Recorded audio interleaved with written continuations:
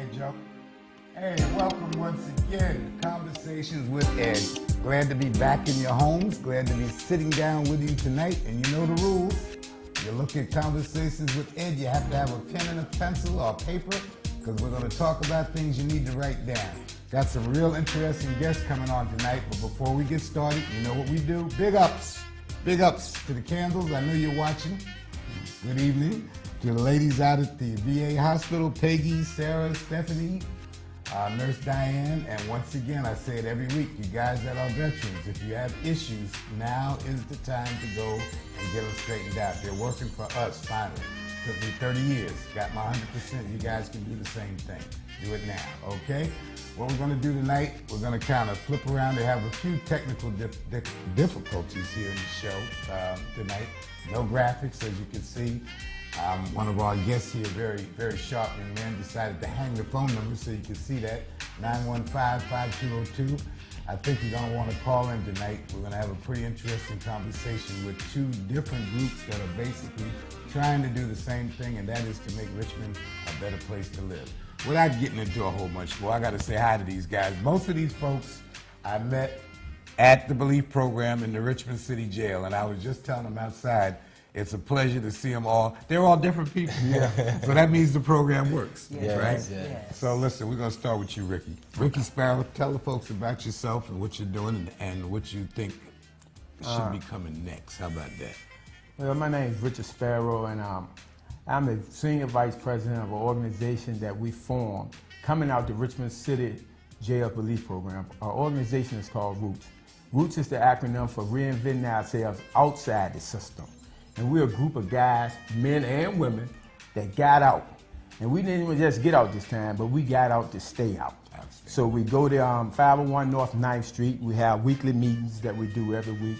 And we do meetings on self-awareness, smart goal setting, behavior modification. And we talk real talk because we try to encourage each other to stay straight, to stay focused. We try to help each other find jobs. And we just continue to just strive forward by any means necessary. Then we go back into the jail and we speak. Thanks to Sheriff C.T. Woody, he allows us to come back into the jail and talk to the guys. And talk to the girl. We'd like to thank him. Just so you guys know, I'm working to get you to come into Virginia Union to talk to the young men in there. I talked to the president last week. Okay. So all we have to do is probably won't start until September when they come back. But they see that there's a need.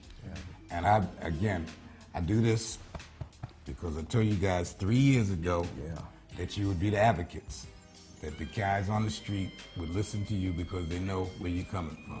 Now you came from there, and now you're on a whole nother level, and it's really a pleasure. So this is Ricky Sparrow. Get over here to Mr. Emmanuel. Tell him about yourself, Emmanuel, briefly, because we're going to have time to talk, okay? Because I got to slow this one down. He get going, right? Yeah, I can get going. But my name is Emmanuel Johnson. Also a proud participant of the R.O.O.T.S organization. Reinventing Ourselves Outside the System, was a proud participant of the Belief program, thanks to your Chef Woody. Reinventing myself, doing something different today. It was, always a negative side and whatever, but I put those things behind me and I'm moving forward today. Today, not only am I thinking about myself, but thinking about others that's coming behind me, my youth. I will have to interrupt him for a minute because he came up to me.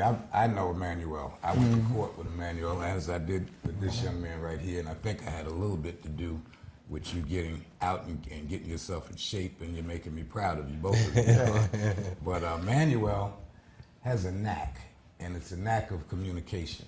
And he came up to me in the Belief program and said, Mr. Coleman, I would like to start a youth group. I would like to talk to these kids 18 to 25.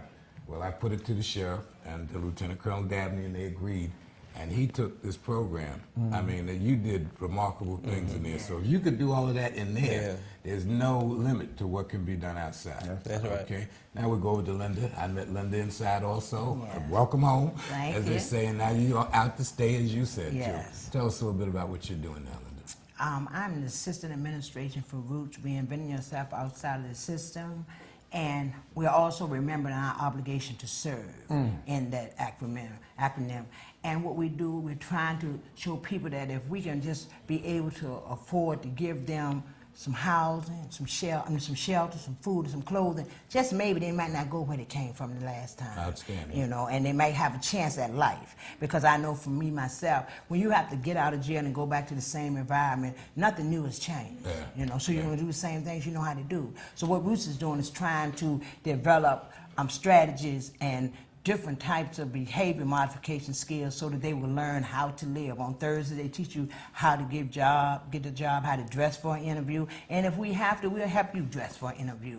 On Tuesdays, we have straight talk, recovery talk, what's going on, how you're feeling, and what you're doing. You know what I love about this, and I don't know if you guys recognize it, because I get complaints sometimes. How come you're working so hard with these guys? There's people out here that need jobs, and they haven't done anything else than the other.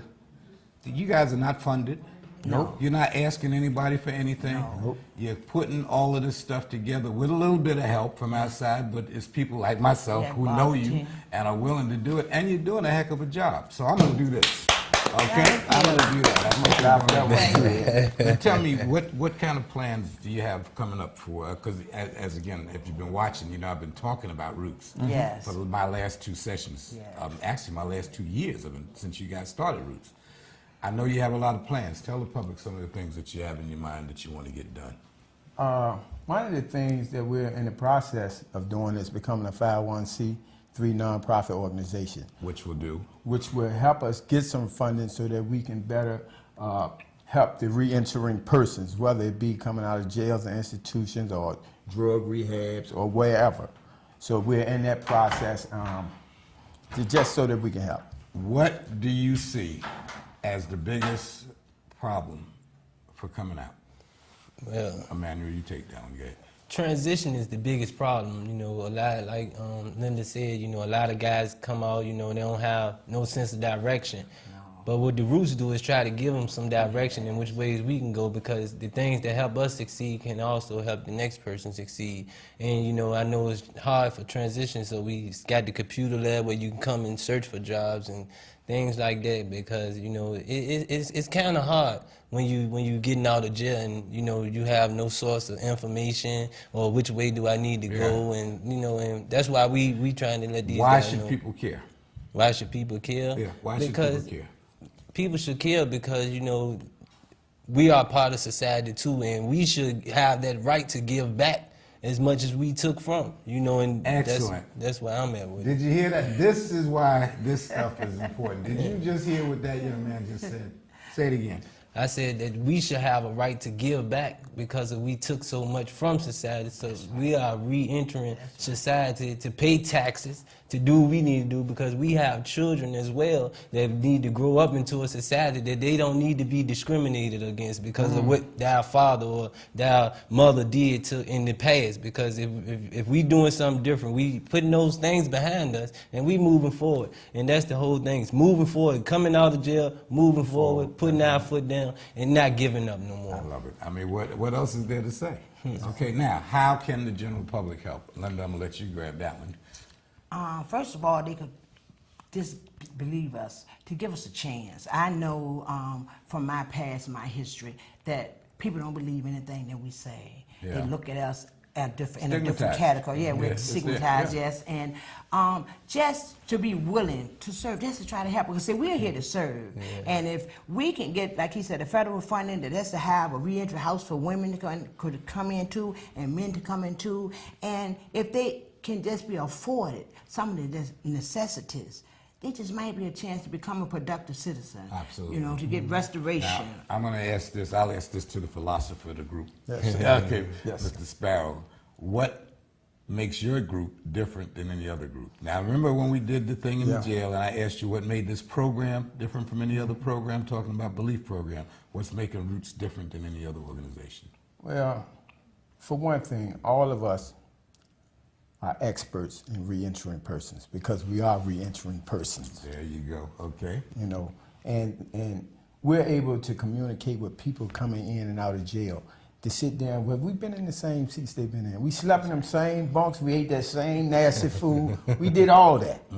I mean, so when you come out and you see some people that you already saw on the inside, on the outside doing the right thing, it's just inspiration. How's the response been? Because I know the group is growing. I know the group's growing. Tell the public. Man, the response is wonderful. Down at the 501 North 9th Street, the group is growing. The guys in the Richmond City Jail and the women can't wait for us to come in and give them our experience, strength, and hope. Okay. So tell me your plans. Then, what you see this thing growing now? As I mentioned before, I'm getting ready to listen to me stomach. Rewind. See, I'm excited about you guys too. Okay. I'm working on trying to get you into the colleges, and I think we're going to try to do it the high schools too. We got to hold on again until September. I did find out that we can go directly to the high school. The principal of each high school can make a decision. I can't see why they wouldn't want you to come in. Well, you know, we've spoken at Virginia State. I know you did. Virginia State got very good response. John Marshall. That I didn't know. They spoke at John Marshall, and you know the response is great, man. All right, why don't you give a phone number where they can reach Roots, school people can reach Roots to get you to come in, and we'll all do some legwork and get some of this stuff going, because the information you have to put out is outstanding. If we can catch these kids before they even take that first step, that's it. Then we've done it. That's Okay, it. you can either write Roots Organization by P.O. Box, this is 1051 23218, or you can email Roots at rootsorganization@yahoo.com. The telephone number is 804-539-3293. Good deal. Oh, we had a caller go. Call back again, okay? We missed that call. And just for those of you who just might be tuning in, once again, the number is 915-5202. Station's having a little problem with their graphics. They promise everything will be straight by next week. We do have to give Comcast some congratulations, because believe it or not, they have updated their equipment here. So we are taking the step at a time. So that even though we're having a little bit of problem tonight, we see the future. Community access is alive and well. And it's very needed because of situations like this to get you guys out. Now, Emmanuel, I know that you had your newspaper articles. I know you've done the television, the radio. Well, maybe this is the first television, but you've been almost like a spokesman for Roots and a good model for rehabilitation. Hold on one second. Hello. Hey, caller, how you doing? I'm sorry we missed that call last time. Yeah, we got cut off. I have a question. How much does it cost to have this group come and make a presentation to a group of children? Nothing. Well, how do they support themselves? Well, that's what we're getting ready to ask. That's the next part of our dialogue is contributions.